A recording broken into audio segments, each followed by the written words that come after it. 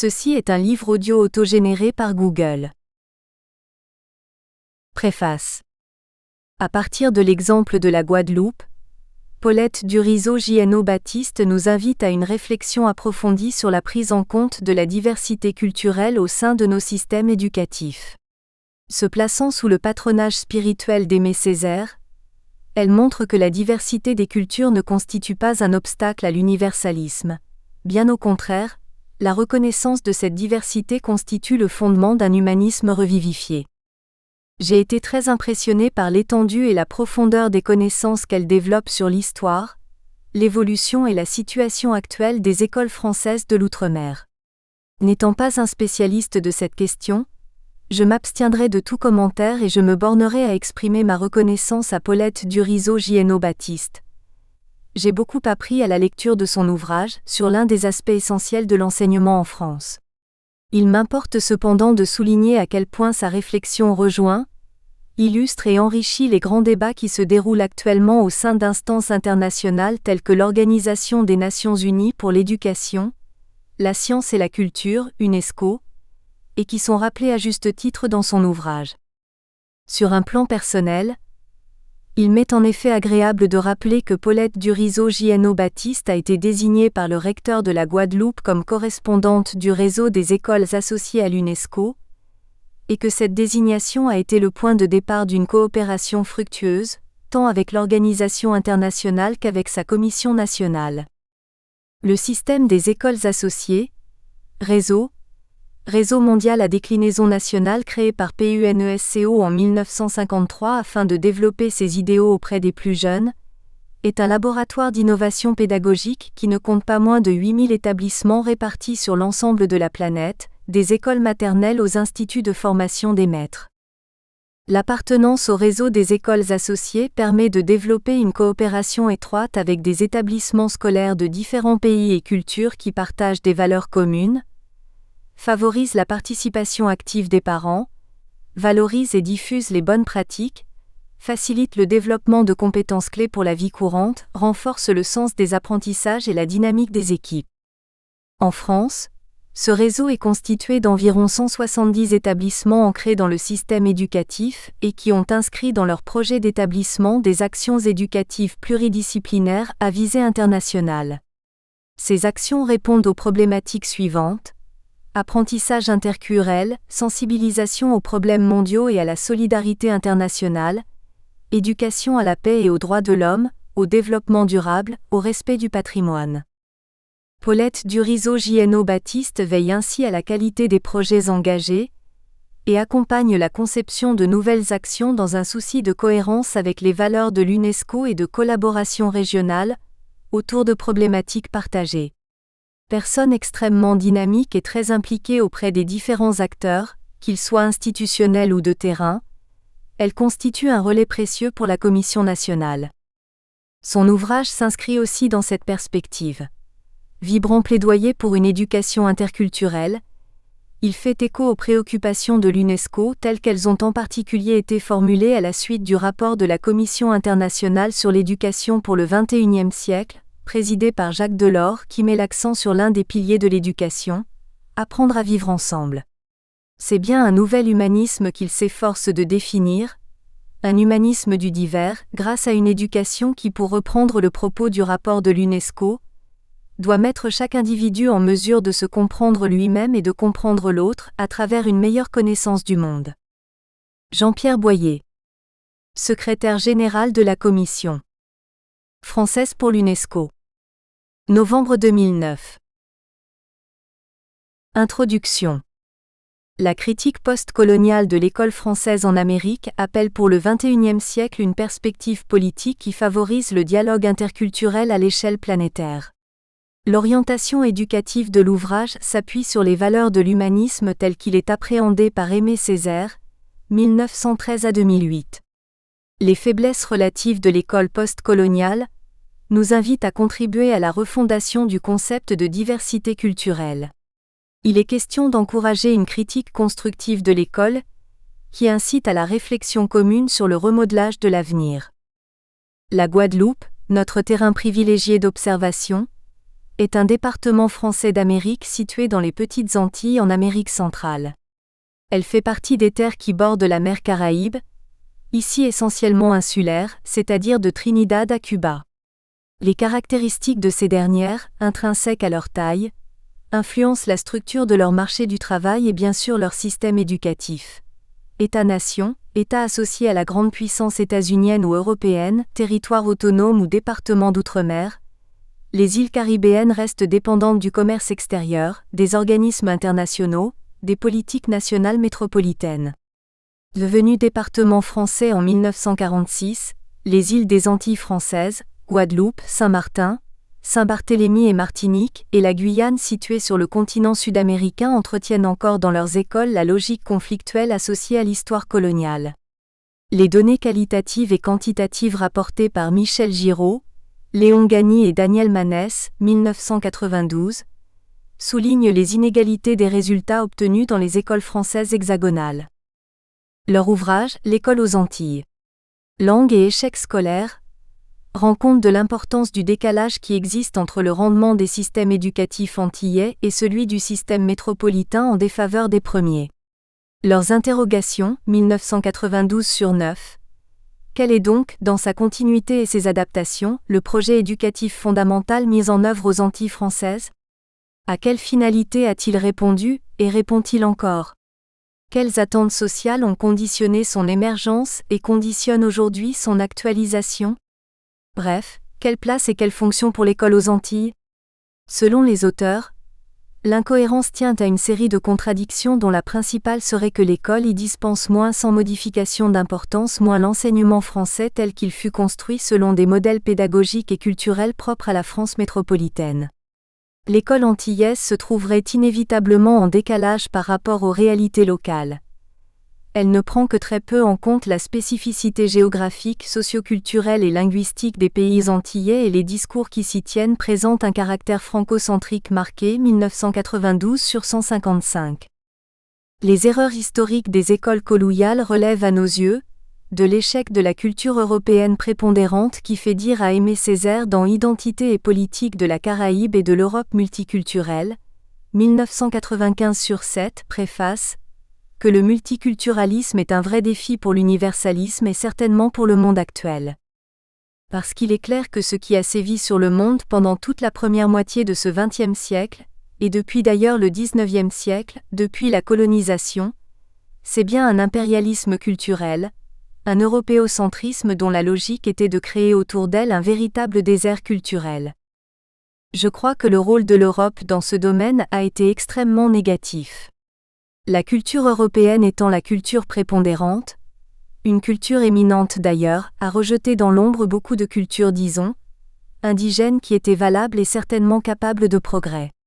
C'est précisément au nom du progrès que ces cultures indigènes ont été contrariées dans leur développement. C'est certainement un défi qu'il faut gagner car le multiculturalisme, c'est la condition de l'épanouissement de la civilisation que nous souhaitons, qui ne peut être que la civilisation de l'universel.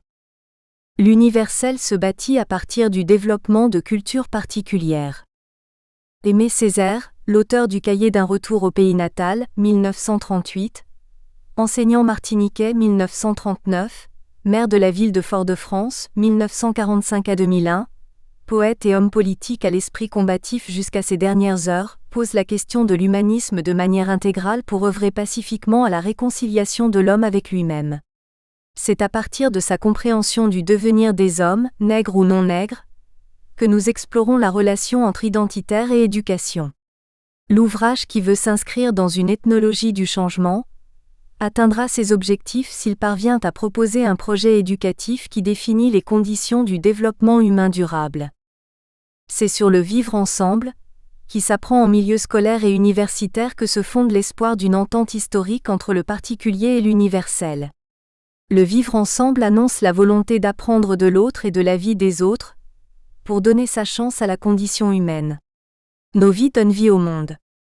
Le XXIe siècle et les siècles à venir ne sauraient rester insensibles à une approche démocratique et humaniste de l'éducation.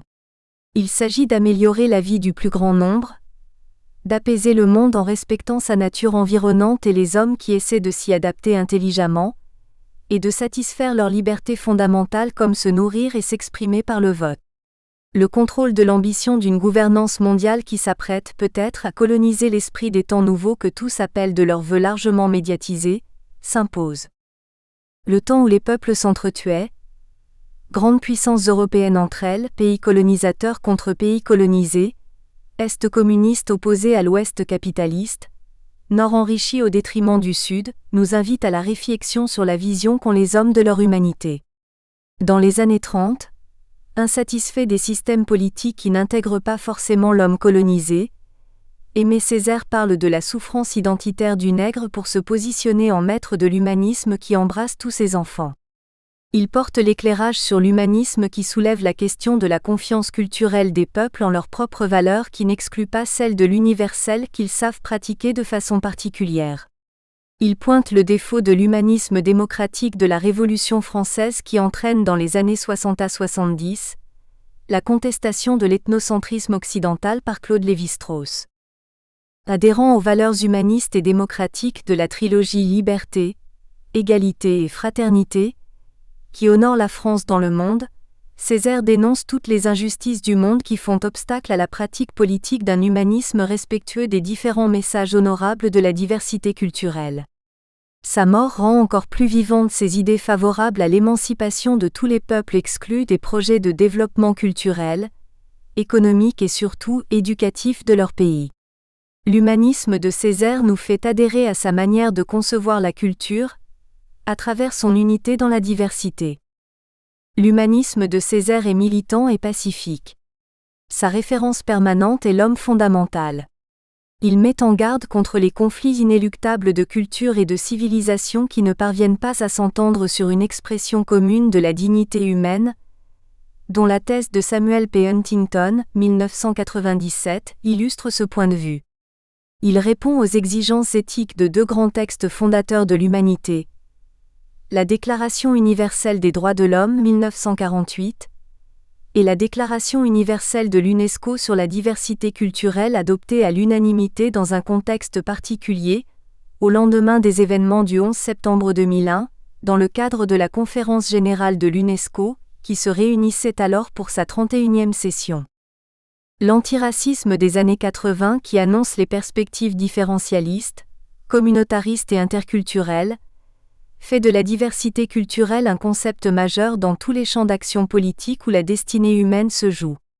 La pertinente analyse des sociologues de l'éducation du rapport entre école et culture tel qu'il est éclairé par Pierre Bourdieu et J.C. Passeron, respectivement dans Les héritiers et la reproduction, 1964-1970, n'apporte pas des réponses à l'injustice faite aux élèves non héritiers de la culture hégémonique du colonisateur. Les concepts clés d'aliénation, de hiérarchie, d'inégalité sociale, de distinction, d'habitus, de capital culturel qui favorisent la compréhension du fonctionnement de l'école à travers sa fonction mystificatrice, ne connaissent pas en effet les mêmes résonances dans les écoles postcoloniales françaises.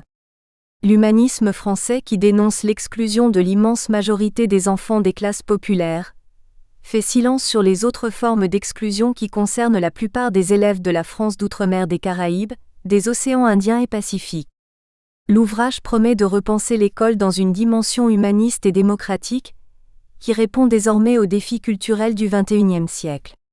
Les discours interculturels du président des États-Unis, Barack Obama, semblent s'inscrire dans cette urgence planétaire qui conditionne la paix mondiale. La présentation des dynamiques culturelles et scolaires dans la zone américano-caraïbe autorise une évaluation politique de la diversité culturelle, P. Durizo J.N.O. Baptiste, 1995, 2001, 2003, P. Durizo J.N.O. Baptiste, B. Jeannot Fourcault, 2008. Repenser l'école dans le nouveau contexte intellectuel du XXIe siècle dynamise la réflexion sur le glissement conceptuel qui fait passer de la différence à la diversité, du pluralisme à la pluralité, du multiculturalisme à l'interculturel. Le paradigme du divers qui se fonde sur le vivre ensemble qui préoccupe l'Europe, rend intéressante l'expérience historique des écoles coloniales et postcoloniales. Elles sont porteuses de messages sur la formation de l'homme en vue de l'humanité. Ainsi ce sont toutes les écoles, celle des colonisateurs et des colonisés, des non-colonisateurs et des non-colonisés, qui sont concernés par l'approche démocratique et humaniste du vivre ensemble. Cette vision mondialisée de l'école peut faciliter le dialogue respectueux entre les peuples, sur la base de l'accueil de leurs pensées diverses. Les combattre ne peuvent relever que d'un projet humanitaire consensuel, dont la représentation est planétairement partagée. La compréhension des comportements culturels des Caribéens permet d'évaluer dans le monde contemporain l'effort d'éducation qu'il reste à faire pour annoncer l'avènement d'un humanisme qui éduque à la crédibilité culturelle. La crédibilité culturelle est le principal détonateur de l'action pour le changement. Elle est associée à un sentiment de fierté des peuples par rapport à leurs propres valeurs. Comportement qui leur permet de proposer celles-ci au monde et de s'enrichir, en retour, des autres apports culturels du divers. Aussi il est question d'explorer le champ éducatif à la lumière de la régénération des variables politiques, sociales et culturelles, pour se distancier des traces du passé et emprunter les voies qu'elles recommandent. Mais les nouvelles générations peuvent-elles réécrire l'histoire du monde, à travers celle renouvelée de l'école? L'apprentissage de soi et des autres devient un objectif prioritaire pour apprendre à connaître, apprendre à faire, apprendre à être, et apprendre à vivre ensemble. En définissant ces 4 piliers de l'éducation pour le XXIe siècle, la Commission internationale sur l'éducation redéfinit le défi culturel de l'école. Il s'agit vraisemblablement de faire de la défense de la diversité culturelle la source d'épanouissement des peuples. Ne rejeter personne du cercle de l'humain, c'est préparer les conditions pacifiques du dialogue interculturel au sein d'une population, entre les peuples d'une même région et de régions proches et éloignées. La formation initiale des professeurs des écoles recrutés en 2010 sur le niveau Master 2 peut promettre des écrits réflexifs sur l'école du XXIe siècle. En quoi le projet de refondation de la diversité culturelle, qui intéresse tous ceux qui recherchent les temps nouveaux, peut-il retenir l'attention des apprenants? La critique du projet de refondation de la diversité culturelle responsabilise l'école.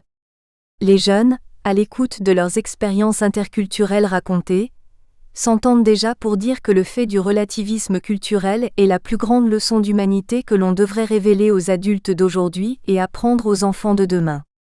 Enseigner les cultures les plus diverses comme des lieux de réflexion sur la variété des comportements humains face à la vie et la mort. C'est enrichir le patrimoine de l'humanité de la puissance de l'intelligence collective qui œuvre partout dans le monde pour rendre la vie vivable et la mort supportable, aime à dire Aimé Césaire qui nous exhorte à l'alliance avec les cultures. F. Reynaud 1995/8-9 Préface.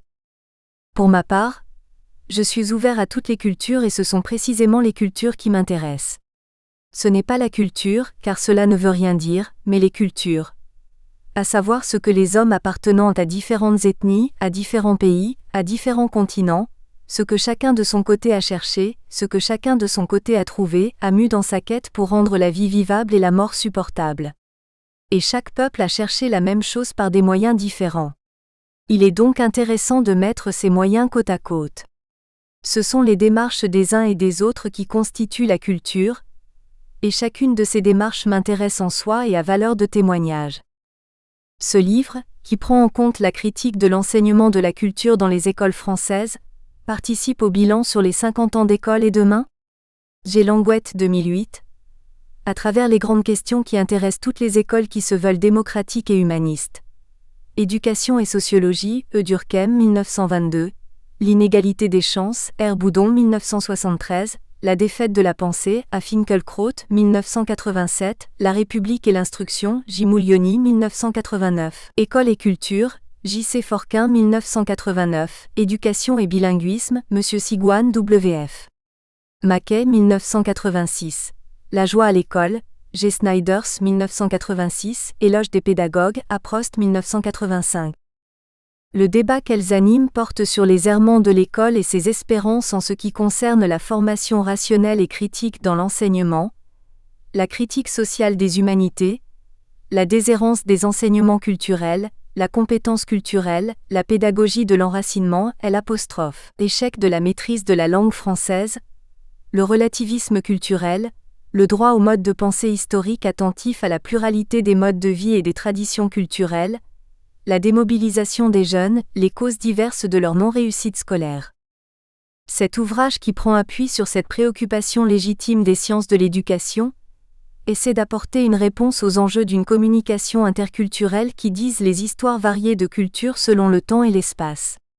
La culture de ceux qui témoignent des conflits historiques à travers leurs identités meurtrières, leurs souffrances identitaires, leurs rébellions intellectuelles, leurs révoltes sociales, doit interpeller l'humanité sur les perspectives pratiques et reconstructives de la diversité culturelle. L'éducation à la communication interculturelle est porteuse d'espoir pour tous ceux qui ne sont pas prêts à désespérer de l'humain, en apprentissage permanent de lui-même. La tâche de l'école n'est pas facile mais honorable.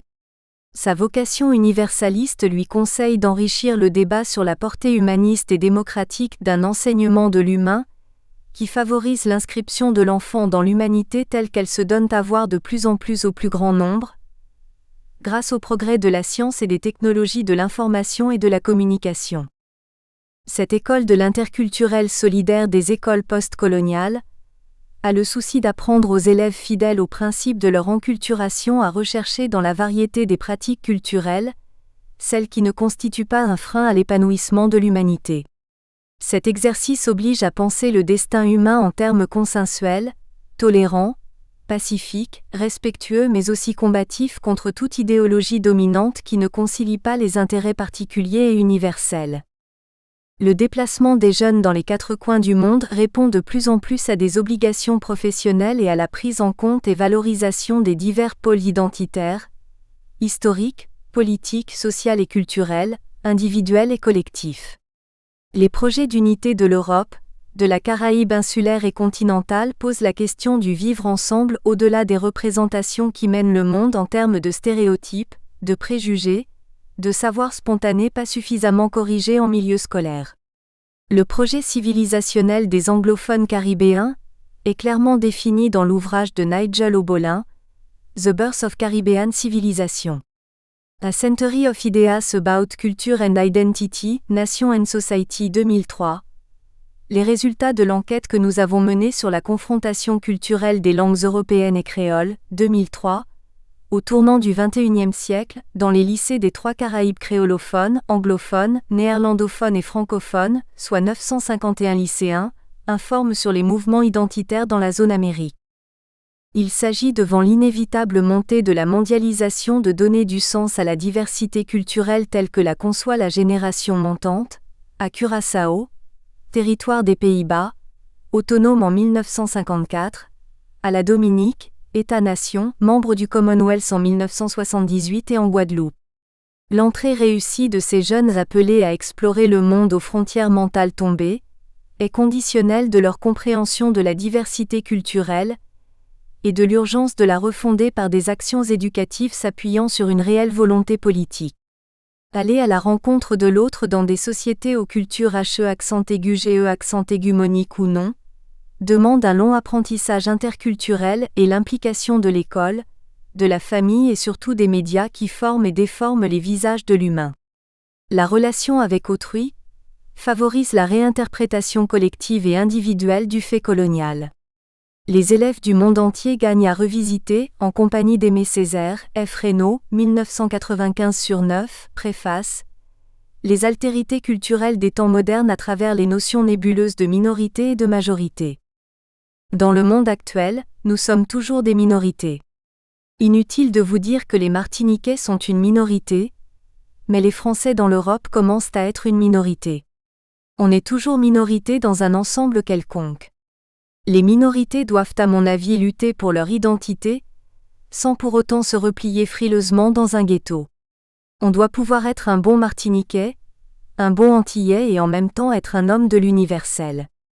Je ne vois pas d'antinomie à cela. Je crois même que l'un est la condition de l'autre. L'ouvrage plaide pour cette compatibilité et complémentarité des cultures. Mahatma Gandhi, Martin Luther King, Aimé Césaire et bien d'autres hommes et femmes de bonne volonté, connus et moins connus, nous ont déjà mis à l'école d'une culture multidimensionnelle élaborée par une critique dynamique et de plus, maniée avec une stratégie pacifique. Tous nous suggèrent d'utiliser l'école pour vacciner les enfants contre l'ignorance plurielle, afin que chacun comprenne mieux la grandeur humaine. Il faut vite confronter les générations montantes au problème de la singularité et de l'universel, en leur rappelant la position indiquée par Hegel, 1770 à 1831. Ce n'est pas par la négation et par l'oubli du singulier que l'on va à l'universel, c'est par l'approfondissement du particulier. Apprendre à se penser en pensant l'autre que nous sommes tous appelés à être, un jour, est la compétence culturelle première que l'école doit s'attacher à développer pour aider les êtres humains à mieux concevoir leurs intérêts particuliers sans menacer ceux des autres. Dans le monde, les militants du partage pour rendre durable paix et développement s'orientent sur ce que l'on peut appeler davantage l'école que l'écologie. Dispenser un enseignement au plus grand nombre sur l'humanisme renvoie aux droits fondamentaux de l'homme qui disent les valeurs essentielles de l'humanisme. Dignité, liberté, justice, équité, tolérance, ouverture à l'autre, solidarité, fraternité, égalité. Bien sûr, il nous reste notre intimité propre dont l'expérience interculturelle ne peut que nous renvoyer à l'unique condition humaine. Fini le temps qui fit dire à Frantz Fanon, 1952, d'enlever les masques blancs sur les peaux noires. L'heure est à la reconnaissance du seul masque qui humanise la face de cet animal, socialisé, intelligent et dangereux à craindre que nous sommes tous. Le défi intellectuel est d'éloigner dans la mesure du possible l'humain de son animalité instinctive. Vouloir enseigner ce nouvel esprit des temps, c'est espérer faire de l'expérience interculturelle de l'école de la France d'outre-mer le point de départ d'une réflexion sur les nouveaux devoirs de l'école. Si l'apprentissage interculturel se conçoit dans la spontanéité des échanges dans des situations de communication variées, familiales et professionnelles, il manque la régulation de la pensée sous l'autorité des enseignants. Ces derniers doivent apprendre à être professionnels, en apportant des réponses à ces deux questions qui préoccupent le monde de l'éducation. Comment formuler une éthique professionnelle qui définit des règles de conduite renvoyant à la même conception de la dignité humaine en tout lieu et en tout temps ? En quoi la prise de conscience de la co-responsabilité des peuples dans le devenir de l'humanité répond-elle à la nouvelle fonction culturelle de l'école ? Au-delà de la valeur numérique, de toutes les minorités du monde, il y a les préoccupations communes qui font l'unicité du genre humain. Ce sont elles qui intéressent les écoles de l'interculturel. Toutes les disciplines scolaires et universitaires nous préparent à l'ouverture culturelle, à la lecture compréhensible de l'existence d'autres modes de vie, à la connaissance de la diversité linguistique depuis l'aube de l'humanité, au jugement des guerres menées sur les différents champs de bataille. Trop souvent les élèves ne retiennent que le sang versé au nom des ambitions dévorantes d'hommes dont la célébrité élogieuse mémorisée nourrit le ressenti. À l'école des images qui concernent tout le monde, les élèves gagnent à se positionner dès leur plus jeune âge dans le monde des valeurs économiques, culturelles, politiques, écologiques.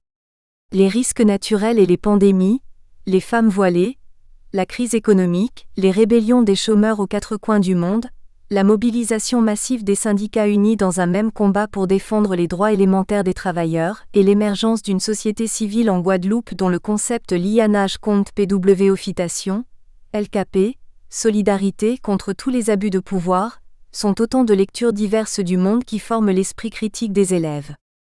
La conclusion qui résulte de l'exercice réflexif doit être récupérée par l'école afin qu'elle évalue mieux ses contenus d'enseignement, ses objectifs et ses méthodes de travail. L'exemple de la Guadeloupe rappelle l'universalisation des réactions face aux nouvelles formes d'exploitation de l'homme-loup. Au-delà de sa représentation physique par les géographes, insignifiance dans l'espace, isolement insulaire, étroitesse physique, poussière d'espace terrestre, la Guadeloupe enseigne l'inconfort de la diversité culturelle.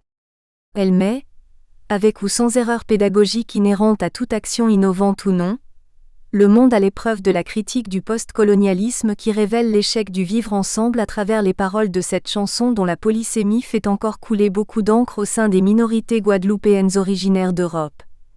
La Guadeloupe c'est à nous, la Guadeloupe apé à Taillot, la Guadeloupe c'est notre pays, ce n'est pas le leur.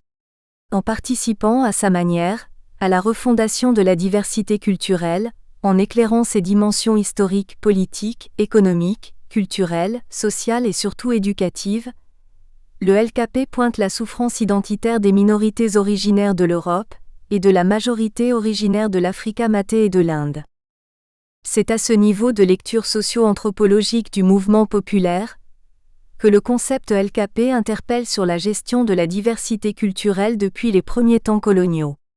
Largement commenté par toutes les chaînes de télévision et la presse à l'échelle mondiale, la question de l'unité dans la diversité reste encore épineuse. Elle rend compte des silences complices de l'école sur les leçons de la diversité culturelle en Amérique. C'est hors des murs de l'école, dans les rues aux couleurs de la révolte sociale, aux côtés de parents inquiets du devenir de leurs enfants ou du sens du pays. Après 44 jours de grève qui débutent le 20 janvier 2009, jour de l'investiture de Barack Hussein Obama à la présidence des États-Unis, fort de la mobilisation de plusieurs milliers de travailleurs et de non-travailleurs, de partis politiques et d'associations culturelles et religieuses, de jeunes et de personnes âgées, Elido Mota, le leader du LKP, âgé d'une quarantaine d'années, délivre le message du passé colonial et du présent post-colonial. Améliorer tout simplement la vie, améliorer tout simplement la vie, et sa compréhension du traitement politique et économique de la diversité culturelle en Guadeloupe. Le lianage compte PW-ophitation qui peut signifier aussi l'unité contre toutes les formes d'exploitation humaine, fait de la langue créole traduite en diverses langues, notamment par les journalistes, une langue universelle parce qu'efficace pour traduire le sentiment d'injustice planétairement partagé dans cette période de crise mondialisée. Démontrant ainsi l'interdépendance de la singularité et de l'universalité à travers leur dynamique culturelle, le mot PW-ophitation des créolophones témoigne de l'intérêt de sensibiliser les élèves à la capacité de toutes les langues de dire le monde et de proposer une autre vision du monde. Ce mouvement de protestation mondialisée qui prétend réveiller toutes les consciences et laisser croire qu'un monde meilleur est possible, invite au débat d'idées dans les salles de cours sur les valeurs humanistes et démocratiques d'une république. C'est dans le cadre des projets éducatifs qui s'inscrivent dans des réseaux qui favorisent la coopération interculturelle, comme le réseau des écoles associées de l'UNESCO 1, que les jeunes du monde entier peuvent apprendre à changer leur monde. Ces projets interdisciplinaires sur des thèmes qui font réfléchir sur le patrimoine culturel de l'humanité et son devenir, ont l'avantage de participer au décloisonnement de l'enseignement, qui reste encore trop marqué par une juxtaposition étanche des disciplines alors qu'il est avant tout question d'amener, dans les meilleures conditions morales, les élèves aux compétences attendues par l'institution. C'est ainsi qu'une approche démocratique et humaniste mondialisée de l'école rend utile et nécessaire un outil d'évaluation commun des valeurs humainement partagées. Éduquée au quotidien aux nouvelles données culturelles, la génération montante est en train de construire le nouveau rapport entre identitaire et éducation. En entrant dans la dialectique du rapport à soi par cette reconnaissance de l'autre qui est faite à leur image, les porteurs de cultures diverses incitent les pays à réformer leur système éducatif dans le meilleur délai. Ils relèvent de l'évidence qu'il faut repenser les cotes qui s'est toujours attachée à s'adapter tant bien que mal aux exigences culturelles, économiques et scientifiques des contextes intellectuels et des défis qui la caractérisent. La culture humaniste qui ne se propose pas de contrarier les projets de développement de la diversité culturelle, doit expliquer les nouveaux messages culturels du présent. La parole qui ne prend pas en compte les récentes informations de l'interculturel, ne fait plus autorité tant dans le milieu familial que scolaire. L'école doit se donner les moyens intellectuels et matériels pour répondre aux attentes et besoins des jeunes en matière de connaissance de leur « nouveau monde ». Ce monde qui n'est plus celui de leurs parents ou grands-parents qui ont toujours eu vocation de leur apprendre à s'adapter au monde, fort de leurs expériences de vie difficilement renouvelables. Certes, depuis Socrate et Hésiode, les réflexions désabusées sur la jeunesse sont connues. Ce n'est pas à ce niveau d'analyse qu'il nous faut concevoir la nouvelle situation éducative. Il faut s'attacher à reconnaître que ce sont les enfants qui désormais font entrer dans le monde de la connaissance leurs parents en les éduquant au langage de l'interculturel, de la culture scientifique, à travers les outils technologiques les plus performants évoluant à très grande vitesse. La nouveauté exprime une grande familiarisation avec les codes culturels des espaces interactifs, fréquentés par les jeunes internautes. Leur rapport aux langues, aux cultures vestimentaires, culinaires, musicales, à l'autre et aux autres, dit le changement de mentalité. Comment l'école peut-elle réinvestir leurs compétences humaines dans des projets éducatifs mis en réseau pour ouvrir les jeunes du monde entier à une meilleure compréhension des mutations historiques, Il s'agit de les aider à œuvrer à la réconciliation pacifique des espaces civilisationnels. Fonder les savoirs sur les cultures pour éviter l'imposition d'un faux universalisme suppose la remise en cause du rapport entre école et culture. Il est question de donner du sens historique, politique, philosophique, anthropologique et sociologique à la diversité des pratiques culturelles. Il faut aussi donner à voir, à entendre, à toucher, à goûter et à sentir le pluralisme culturel pour habituer les hommes avec l'étrange, étranger, l'insupportable, le sauvage, inculte. Les manuels scolaires, la littérature de jeunesse, les politiques culturelles qui assurent la promotion de la diversité des expressions culturelles sur leur territoire, doivent nécessairement participer à ce projet universel pour favoriser la nouvelle exploration pacifique du Nouveau Monde. Donner des ailes et des racines aux enfants d'aujourd'hui, c'est consolider la passerelle entre les cultures qui enseignent la dynamique de l'humanité. L'injustice que toutes les écoles humanistes et démocratiques doivent dénoncer est celle qui ne permet pas aux enfants défavorisés de corriger leur représentation négative des cultures. Leurs conditions de vie qui rappellent à tous les peuples la division de la société en classes mais aussi en races, doivent interpeller le plus grand nombre. Il faut craindre la persistance des idéologies coloniales, qui font le jeu de la haine ou de l'indifférence. Les écoles postcoloniales sont de véritables laboratoires d'innovation pédagogique au regard des réparations exigées dont elles se font l'écho sur tous les continents. C'est ainsi que les mémoires de l'école française en Guadeloupe sont privilégiées comme lieu de réflexion. La parole donnée à ceux qui ont dénoncé son fonctionnement antidémocratique dans les années 1960 à 1970 permet de pointer le déficit de confiance culturelle dans un système éducatif qui, depuis le XIXe siècle, pose, à sa manière strictement singulière, la question de la diversité culturelle et linguistique notamment. La clarification du concept de refondation de la diversité culturelle se fait essentiellement à la lumière des exigences d'une école de l'interculturel repensée dans une perspective d'avenir. Quel projet pour l'humain et l'humanité ? C'est la question récurrente de l'ouvrage. Comment mettre très tôt l'enfant à l'école de la diversité culturelle, de l'altérité et du monde en réécriture ? C'est la préoccupation essentielle de l'ouvrage. Faire prendre conscience à chacun d'entre nous que toute pensée, tout geste et acte contribue à l'amélioration ou à la dégradation de la condition humaine. C'est, à nos yeux, le défi intellectuel de toutes les écoles et de toutes les familles. Le renforcement de l'interdépendance des deux axes éducatifs forts, familial et scolaire, s'impose dans la mise en œuvre de ce projet éducatif. Ce sont des axes qui sont à la base du développement de la personnalité de l'individu, mais aussi de la formation dans la concurrence qui favorise ou non le développement des sociétés humaines. Le pays qui a du retard dans ces deux axes a du mal à s'étendre, à progresser durablement.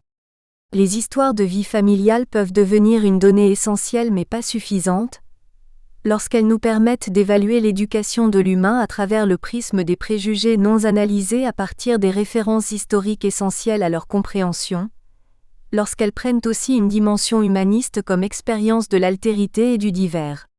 Aux côtés des grands récits historiques qui inscrivent le nom des plus grands criminels de l'humanité dans la mémoire de l'enfant à la recherche de héros pour nourrir son imaginaire ou libérer ses pulsions, il y a des histoires de vie qui apprennent à mieux être dans la diversité, à mieux connaître et vivre ensemble la diversité culturelle.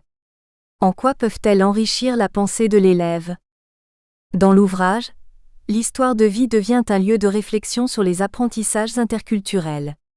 Elle est racontée à l'écrit par des intéressés volontaires, conscients d'enrichir les messages culturels du passé de leurs expériences de la diversité. Le récit renvoie à des problématiques qui apportent des éclaircissements sur les conduites humaines. Aucun écrit ne fait l'objet d'une réécriture suggérée de notre part. Au-delà de l'histoire déjà entendue, parce que racontée spontanément à l'oral dans des situations d'échanges divers, il y a ce sentiment volontaire de passer à l'écrit pour en faire un lieu de partage du sens des questions que soulève l'interculturel. Comment vivre avec l'autre, avec les autres ? L'autre est-il si différent de moi ? Devoir travailler et pouvoir vivre loin de son pays ? Quel gain et quelle perte identitaire ? La guerre à autrui menacée dans son art de vivre, dans sa langue maternelle, son identité spécifique et ses identités plurielles, ne mènera-t-elle pas le monde au chaos? Pouvons-nous tous être des citoyens du monde, à part entière ou entièrement à part? Les histoires de vie qui préservent l'anonymat sont à concevoir comme un fait susceptible d'arriver à quelqu'un d'autre. L'on admettra que cela arrive à de nombreuses personnes. C'est ainsi que nous avons cherché à repérer dans les différents récits les valeurs éducatives sur lesquelles peuvent se fonder l'espoir d'un vivre ensemble en harmonie. Elles éclairent utilement tout objectif de recherche qui comprend une dimension temporelle et s'appuie sur le processus du changement. La parole des autres informe sur le réel que nous cherchons en permanence à améliorer. Elle est porteuse du sens de l'accueil de l'autre dont le vécu analysé peut nous conduire à une humanité moins chaotique comme le sont les idéologies qui ne parviennent pas à prendre en compte l'évolution des données toujours additives. Mais le peuvent-elles, ne fonctionnant qu'à partir des connaissances du passé et du présent, du bon et du mauvais que contiennent ces propositions? Le leurre idéologique auquel nous sommes tous confrontés participe de cet apprentissage permanent de la sagesse qui... Nous espérons que vous avez apprécié cet aperçu. Pour continuer à écouter ce livre audio sur Google Play Livres, utilisez le lien dans la description de la vidéo.